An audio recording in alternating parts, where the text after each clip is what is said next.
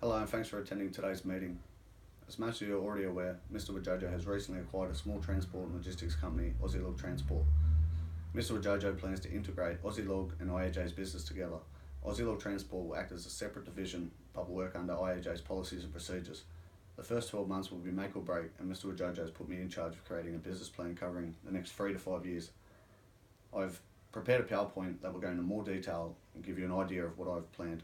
So if you allow me, I'll present it now and be happy to answer any questions you have at the conclusion.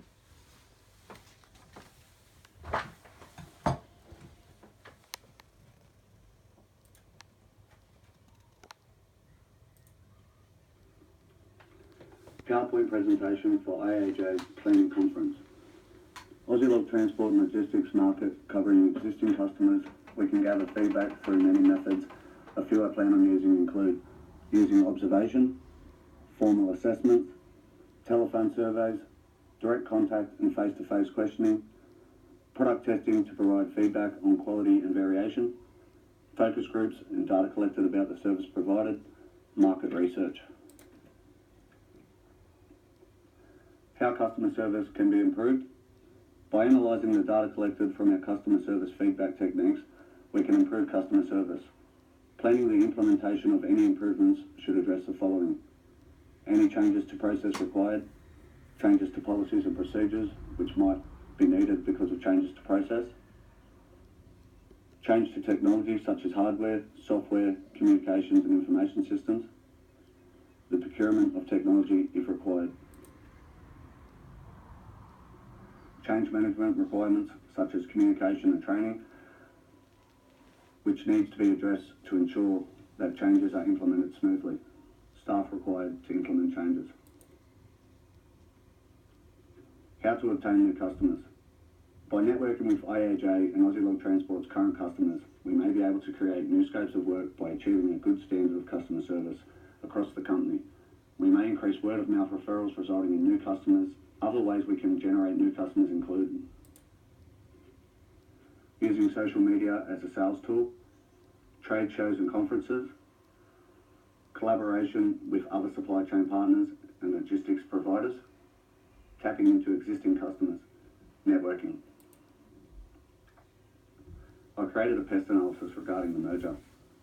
Political, tax policy, labour policy, regulations, workers' rights, award wages, safety conditions for workers, economical, finance, payments for services, pricing to meet competitive market standard, outgoing cost, global freight cost, invoice waiting times, socio-cultural, follow ethical policies, employee cultural backgrounds and religion, company reputation, global branding, technological, advertising to source new customers via online marketing, transport management systems in place to help meet customer demands.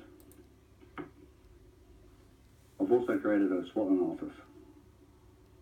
Strengths, positive brand recognition, skilled workforce, loyal customers, good customer feedback, intellectual property rights. Weaknesses, rising cost of insurance, fuel, wages, breakdowns, and an ageing fleet, lack of financial resources.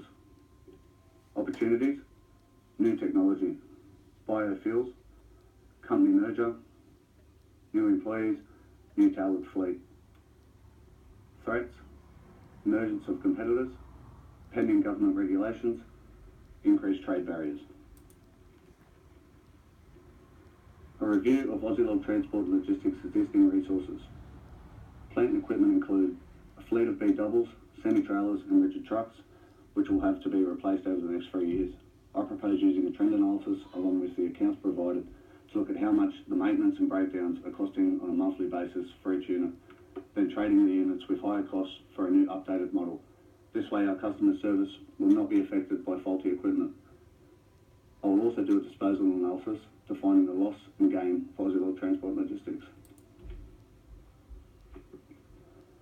A review of Aussielog Transport's resources continued. Other resources include distribution centres and depots in Canberra, Melbourne, Sydney and smaller regional distribution centres across New South Wales. Also contracts with ABC, which require regular scheduled transport.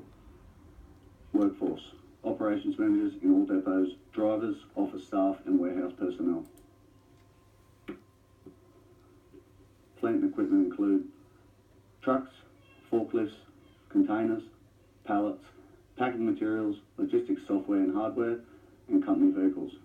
In order to double Aussie Log Transport and Logistics turnover, we will need to acquire more warehouse space, staff and heavy vehicles to support the additional workload. In order to double Aussie Log Transport's turnover, there will be considerable costs involved. We will need cash flow finance to support the wages for employees, fuel, warehouse overheads, insurances, accounts, advertising and day-to-day costs. Also the finance costs for new equipment. Objectives for short, medium and long term and a high-level strategy to achieve them. With input from staff and senior management, we will create a mission statement and balanced scorecard. Aussie Log Transport and Logistics mission statement will highlight the company's vision and core purpose, and the balanced scorecard will list our goals and targets with step-by-step processes which can be tracked periodically. The process will produce short, medium and long-term objectives such as replacing aged fleet of trucks and equipment over the next 3 years, doubling operations over the next 5 years and working to the highest standards of customer service. Key areas to look at that will impact our short, medium and long-term objectives are outlined on the next slide, defined as operational, tactical and strategic across the following areas. Strategic, customer service, channels of distribution, supply points, production locations, depot configuration, depot type and numbers, location and size of depots, transport nodal choice, third party or own account, direct delivery, stock levels.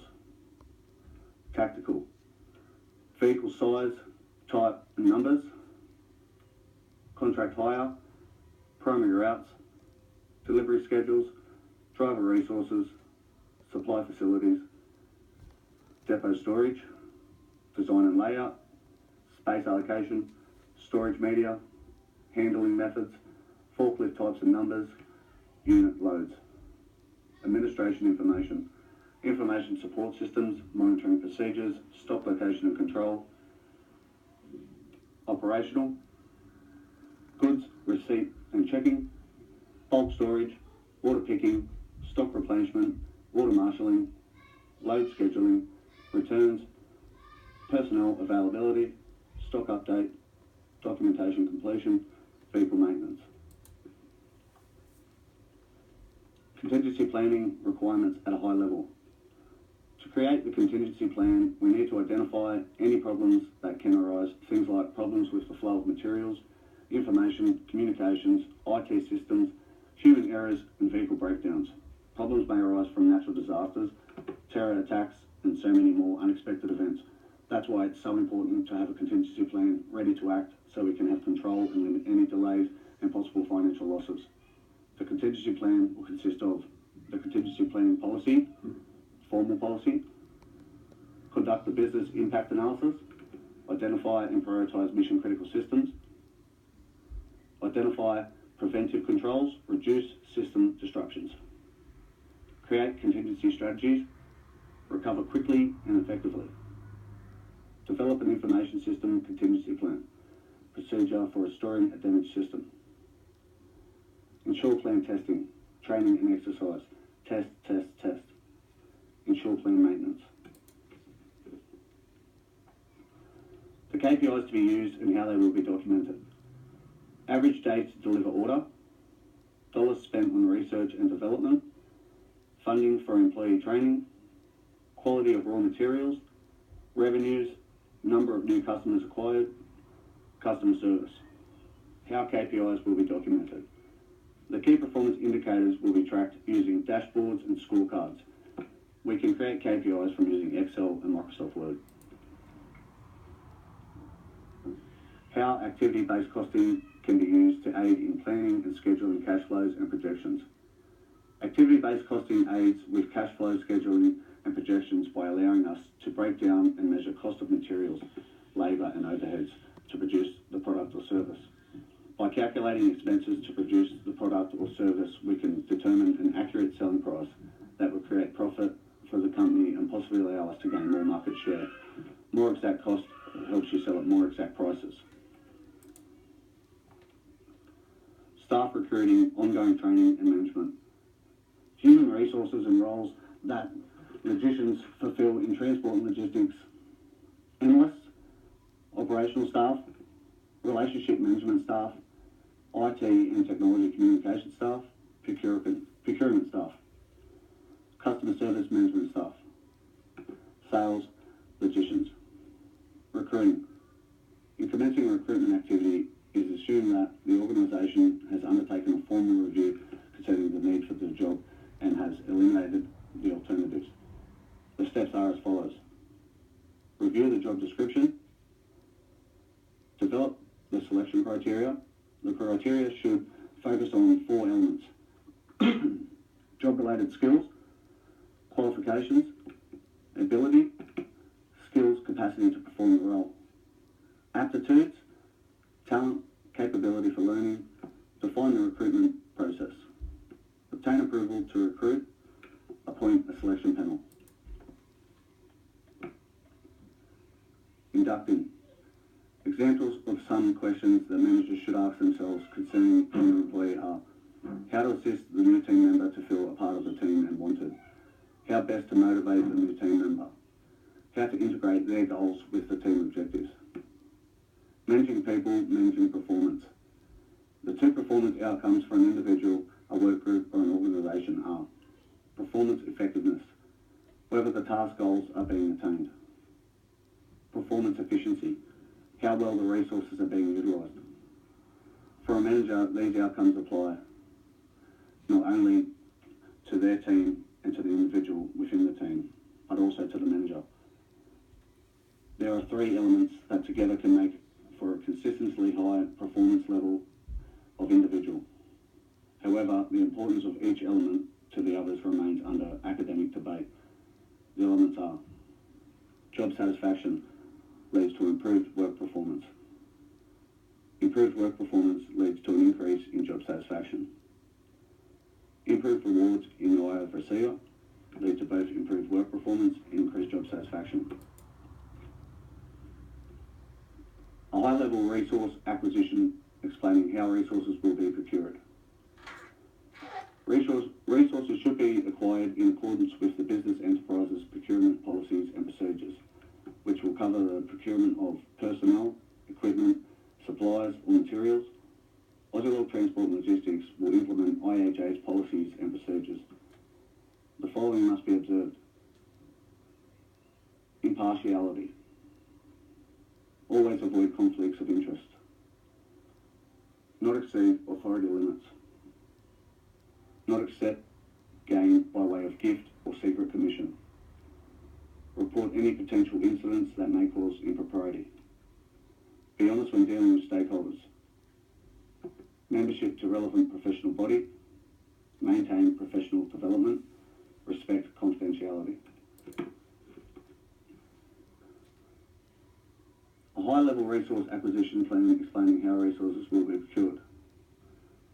Implement procurement strategy. For any procurement process to be successful, it is critical to gain an understanding of the supply market. Tools we will use include pest analysis, SWOT analysis, Porter 5 force analysis, supplier analysis of customer. Implement sourcing strategy. The sourcing strategy will consist of identification of targeted supply markets, identification of potential suppliers, resultant purchaser suppliers, relationship development plan, end-to-end procurement, including contract management process. Create a supplier capability statement. By creating the supplier capability document, we can itemise the capabilities of current and prospective suppliers.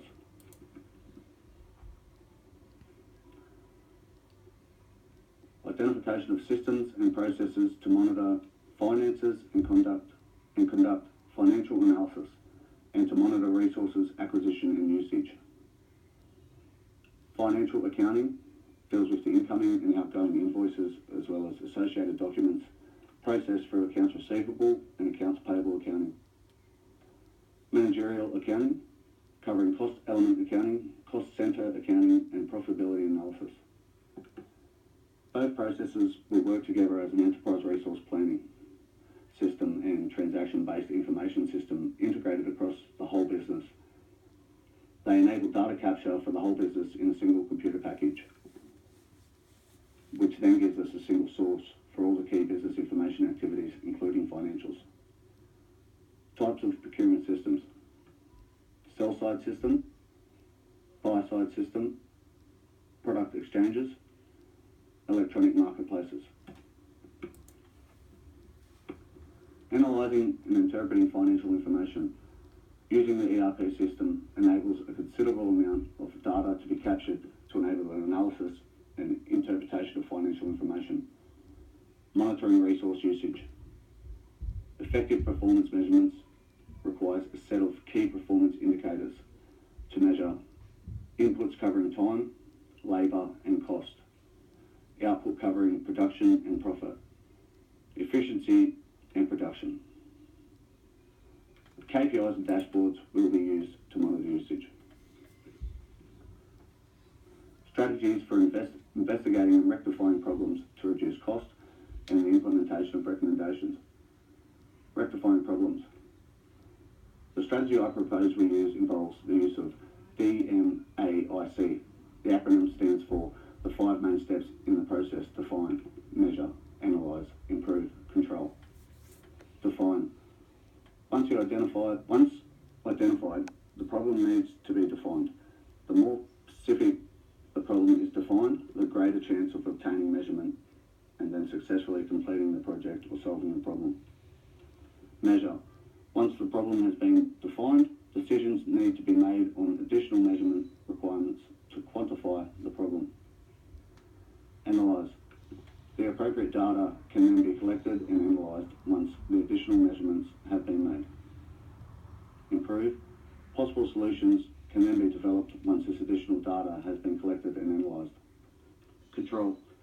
Once a solution has been implemented, control should be put in place so that the measurements can be taken to confirm that the solution is still valid and to prevent reoccurrence. Reducing cost. Cost reduction is the process of reducing costs and increasing overall profits.